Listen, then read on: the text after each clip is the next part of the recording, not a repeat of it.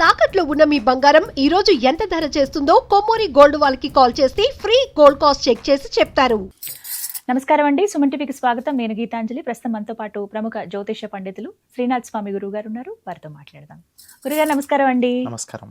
శ్రావణ మాసంలో విశేషంగా మంగళగౌరి నోములు అని నోచుకుంటారండి.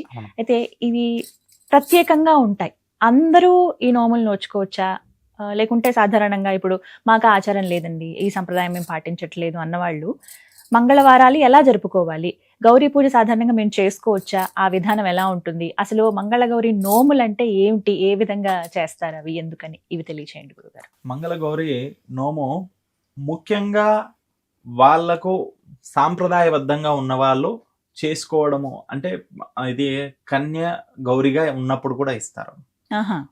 అంటే కన్య గౌరిగా ఉన్నప్పుడు అంటే చిన్నగా ఉన్నప్పుడే ఇస్తారు. తర్వాత వివాహం అయిన తర్వాత ఇస్తారు, వివాహంలో ఇస్తారు వాయిన 5 సంవత్సరాల పాటు చేసుకోమని. తర్వాత కంటిన్యూగా చేసుకునే వాళ్ళు చేసుకుంటారు. ఇది సాంప్రదాయ పద్ధతిలో వాళ్ళ కుటుంబంలో ఉన్నట్టుగా చేసుకునేది. కానీ అలా కాకుండా కొత్తగా చేసుకోవాలనుకునే వాళ్ళు ఎవరైనా వరలక్ష్మి వ్రతాన్ని ఎలా చేసుకుంటారో అలా మంగళ గౌరి వ్రతాన్ని కూడా వ్రతము నోముగా కాకుండా మంగళ గౌరి పూజగా కూడా చేసుకోవచ్చు అండి. అది ఎందుకంటే మనకు గౌరీ మాత అంటే ఎవరమ్మా? ఆ పరమేశ్వరుడి యొక్క భార్య. ఆ అమ్మవారికి విశేషమైన శక్తి సామర్థ్యాలు కలిగినవి. ఏంటంటే చూడండి, మీరు మనం వివాహంలో అనుకుంటాం, మనకు ఇంట్లో సత్యనారాయణ స్వామి వ్రతం లేదా ఇంకా ఏ ఇతర వ్రతాలు పూజలు నోములు అన్య ఇతర ఏవి చేసినా అక్కడ గౌరీదేవి ఆరాధన ప్రత్యేకం. గౌరీదేవి పూజ చేయండి గణపతి గౌరీదేవి పూజ చేయండి మనం మిగతా ఏ వ్రతము చేయలేము, ఏ నోములు చేయలేము. అటువంటిది గౌరీదేవి ఆరాధన. మరి ఆ గౌరీదేవికి ఎందుకు ఆరాధిస్తాము అని అంటే దీర్ఘ సుమంగళి యోగ్యతను కలిగిస్తుంది ఆ అమ్మవారు. మరి దీర్ఘ సుమంగళి యోగ్యత అంటే దంపతులు అన్యోన్యంగా ఉండడానికి అమ్మవారు ఆశీర్వదిస్తుంది. మరి ఆ ఆశీర్వాదం కావాలంటే మనము ఎవరైనా చేసుకోవచ్చు అమ్మా. మంగళవారాలలో ఈ శ్రావణ మాసంలో మంగళవారాలలో చేసుకోవచ్చు, తప్పేం లేదమ్మా. అయితే ఆ అమ్మవారికి ఒక శక్తి మనం చెప్పుకున్నాం కదమ్మా. అందులో క్షీరసార మధురం జరిగిందమ్మా. క్షీరసాగర మధురం జరిగినప్పుడు అందులో నుంచి ఒక్కొక్కటి వచ్చిన వెలువడుతున్నా ఉన్న కొద్దిగా అందులో నుంచి కాలకూట విషయాన్ని రాగానే ఆ పరమేశ్వరుడి వద్దకు వెళ్తారు. మరి అక్కడే విష్ణుమూర్తి ఏం చేశారమ్మా అంటే ఆయన లక్ష్మీదేవిని స్వీకరించారు. కానీ కాలకూట విషయం వచ్చేసరికి పరమేశ్వరుడు దగ్గరికి వెళ్ళిపోయాయి. ఆయనను భోలా శంకరుడు అంటారు. అంటే భోలా అని అంటే హిందీలో అంటారు, భోలా అంటే అమాయకుడు అని. అలా భోలా శంకరుడు. ఆయన నిజంగా కూడా అమాయకుడు అనే వల్ల మరి ఏంటి అనేది మన భావన.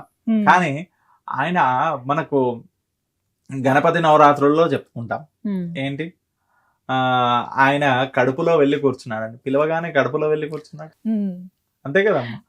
ఈ విధంగా ఆయన ఎవరు ఏది అడిగినా గానీ కాదన్నాడు. మరి అలాంటి పరమేశ్వరుడు దగ్గరికి వెళ్ళి కాలకూట విషయాన్ని స్వీకరించమనగానే మరి మామూలుగానైతే ఆయన స్వీకరించవచ్చు, కానీ తన పక్కనే ఉన్నటువంటి తన భార్య అయిన గౌరీ మాతను అడిగాడంట.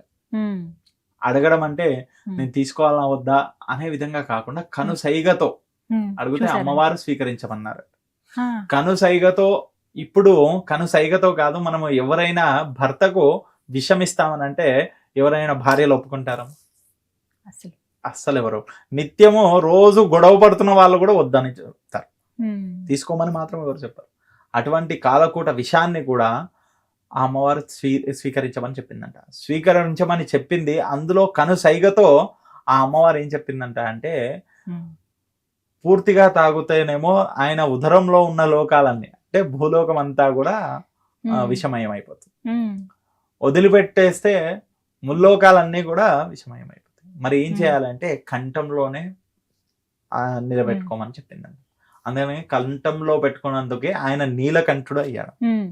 అంటే ఆ అమ్మవారి మాంగళ్యం పైన ఆ అమ్మవారికి ఉన్నటువంటి నమ్మకం చూడండి. పతియే ప్రత్యక్ష దైవంగా భావించేటటువంటి వారు ఆ విధంగా కాలకూట విషయాన్ని కూడా స్వీకరించమని చెప్పినా గానీ తప్పులేదంట. కానీ ఆ అమ్మవారు అంత శక్తి సామర్థ్యాలు కలిగినది కాబట్టి ఆ విషయాన్ని అలా చెప్పిందాం. కాబట్టి ఆ స్వీకరించారు కాబట్టి ఆ అమ్మవారికి ఆ స్వామివారు వరాన్ని ఇచ్చారంట. ఏంటి, ఎవరైనా కానీ సరే నిన్ను ఆరాధించారనుకో వారికి దీర్ఘ సుమంగళి యోగ్యత కలుగుతుందని చెప్పేసి. అందుకనే ఈ మంగళ గౌరి గౌరీ మాతను మనం ఇంట్లో ఈ శ్రావణ మాసంలో వచ్చేటటువంటి మంగళవారాలు అన్ని వారాలు కూడా అమ్మవారిని ఆరాధించుకోవచ్చు. కలశం పెట్టుకొని ప్రత్యేకంగా నోములాగే చేసుకోవాలనేది ఏం లేదు. అమ్మవారి పటం పెట్టుకొని అక్కడ తమలపాకులో గౌరీ మాత పూజించుకోవచ్చు. లేదా మాకు సాంప్రదాయం ఉంది, కలశాన్ని పెట్టుకుంటాం, మేము పూజించుకుంటామంటే చేసుకోవచ్చు. లేదు కొంతమంది 5 సంవత్సరాలు చేస్తారు, తర్వాత మేము మామూలుగా అమ్మవారికి ఇంత మామూలుగా పూజ చేసుకుంటాం అనే వాళ్ళు అలా కూడా చేసుకోవచ్చు. కొంతమంది వాయినం, బుట్ట వాయినం అని చెప్పేసి 5 సంవత్సరాలు అంటే ఈ వాయినాల్లో కూడా పద్ధతులు ఎలా ఉంటాయంటే మొదటిసారి 5గురికి ఇస్తారు, తర్వాత 2వ సంవత్సరం 10 మందికి, ఇలా పెంచుకుంటూ పోయేటటువంటి కొంతమంది పద్ధతి ఉంటుంది. కొంతమంది పద్ధతుల్లో ప్రతిసారి 5 మందికే ఇస్తామని, లేదా మొట్టమొదటి బుట్ట వాయనం ఇంట్లో పెద్దవారికి ఒకరికి ఇచ్చి, తర్వాత ముందుగా తల్లికి, పెద్దవారు అంటే తల్లికి కూడా ఇస్తారు, కొంతమంది అత్తగారికి ఇస్తారు. ఒక్కొక్కరి సాంప్రదాయంలో ఒక్కొక్కరు ఆ విధంగా వాయినాలు ఇచ్చుకుంటారు. దాంట్లో బూరెలు, పూర్ణాలు ముఖ్యంగా చేసి ఇస్తారు. వాటితో పాటు శనగలు, తాంబూలము, ఇవన్నీ కూడా ముఖ్యంగా ఉన్నారు. ఇందులో కూడా ఎటువంటి రిటర్న్ గిఫ్ట్స్ మాత్రం వాడకూడదు, ఇలాంటివి మాత్రమే వాడాలి. అలాగే అందులో మనకు ఈ మంగళ గౌరి వ్రతంలో ముఖ్యంగా కాటుక పట్టడం ఇది చాలా విశేషమైనది. అయితే ఈ గౌరీ మాత ఆరాధన సమయంలో కథను చదువుతున్నంతసేపు, ఆ కథ వింటున్నంతసేపు కూడా మనకు చాకు, మనకు ఏమంటారు, కత్తి అంటారు కదమ్మా, కత్తిని నెయ్యి పట్టించాలి. నెయ్యి పట్టించి అక్కడ ఆవు నేతితో పెట్టినటువంటి దీపానికి మనము ఆ కత్తిని పెట్టి నల్లగా మసిగా మారుతుంది కదమ్మా, ఆ కాటుకను మనం పెట్టుకోవాలండి. అది పెట్టుకుంటే ఆ అమ్మవారి అనుగ్రహం లభిస్తుందండి. అది కొంతమంది ఈ శ్రావణ మాసం అంతా పెట్టుకుంటారు, కొంతమంది ఆ మంగళవారాలు పెట్టుకుంటారు, కొంతమంది వాళ్ళు పెట్టుకొని వేరే వాళ్ళకి ఇస్తారు. అలా అందరూ కూడా పెట్టుకోవచ్చు, దాంట్లో తప్పేం లేదు. ప్రతి ఒక్కరు కూడా పెట్టుకోవచ్చు. ఆ అమ్మవారిని ప్రతి ఒక్కరు కూడా వాళ్ళ ఇంట్లో ఆరాధించుకోవచ్చు. సాంప్రదాయం ఉన్నవాళ్ళు అలా నోముగా చేసి అలా వాయినాలు పెంచుకుంటూ చేసుకోవచ్చు. సాంప్రదాయాలు లేని వాళ్ళు గౌరీమాతను, శివపార్వతుల పటం ఉంటుంది ప్రతి ఒక్కరింట్లో, విడిగా గౌరీమాత లేకుండా శివపార్వతుల పటం ఉంటుంది. ఆ పటాన్ని పెట్టుకొని గౌరీమాతను ముందు పెట్టుకొని అమ్మవారిని పూజించుకొని ఆ తర్వాత వాయినాలు ఇచ్చుకోవడం చేసుకోవచ్చు అమ్మ. సంఖ్యాపూర్వకంగానే చెయ్యాలని ఏం లేదు, మీకు కుదిరినంత చేసుకున్నా పర్వాలేదు. ఎందుకంటే వాయినాలు ఉన్నవాళ్ళు, ఆ సాంప్రదాయం ఉన్నవాళ్ళు ఆ పద్ధతిని పాటిస్తారు. లేనివారు మీకు కుదిరినంత 5, 11 ఎంతమందిని కావాల్సి అంతమందిని పిలిపించి వారికి చేసుకోవచ్చు అమ్మా. ఇక్కడ కూడా వారు కూడా వచ్చింది గౌరీ మాతగా వాయినం ఇచ్చి అమ్మవారి అనుగ్రహాన్ని పొందాలమ్మా. ఆ విధంగా చేసుకుంటే విశేష ఫలితం లభిస్తుంది. ఆ భార్యాభర్తలు అన్యోన్యత పెరుగుతుంది.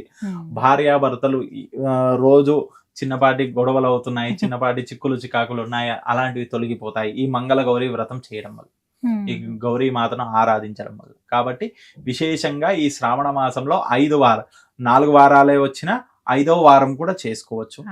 కొంతమంది ఏం చేస్తారంటే 5 వారాలు శ్రావణ మాసంలోనే అయిపోవాలని ఆఖరి వారంలోనే అన్ని వాయినాలు ఇచ్చేస్తారు, అలా కూడా చేస్తారు. వాళ్ళ పద్ధతి బట్టి వాళ్ళు చేసుకుంటే సరిపోతుంది.